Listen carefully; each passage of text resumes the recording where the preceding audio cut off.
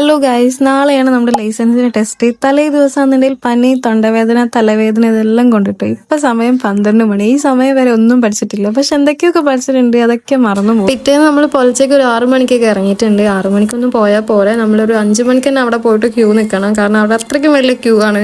അപ്പോൾ നമ്മൾ ബസ്സിൽ കയറിയിട്ടുണ്ട്. ബസ്സിലിരുന്നൊക്കെ ഞാൻ നോക്കുന്നുണ്ട്. എന്താ പറയുക, ഞാൻ പഠിച്ചിട്ടുണ്ട്, പക്ഷെ എനിക്ക് അറിയില്ല അവിടെ പോയി കഴിഞ്ഞാൽ എന്താണ് അവസ്ഥ എന്ന്. കാരണം കുറേയൊക്കെ തെറ്റുന്നുണ്ട് ഇപ്പം തന്നെ. അങ്ങനെ RTD ഓഫീസിലേക്ക് പോവുകയാണ്. ഞാൻ ആകെ ടെൻഷൻ അടിച്ചിട്ടാണ് പോകുന്നത്. അങ്ങനെ കുറേ നേരത്തെ ക്യൂവിന് ശേഷം നമ്മൾ ഇതിൻ്റെ അകത്തേക്ക് കയറിയിട്ടുണ്ട്. ഇവിടെ ഇരിക്കുമ്പോഴേക്കും എൻ്റെ വയറ്റിൽ നിന്ന് ഇങ്ങനൊരു കാളലാണ് ഗൈസ്.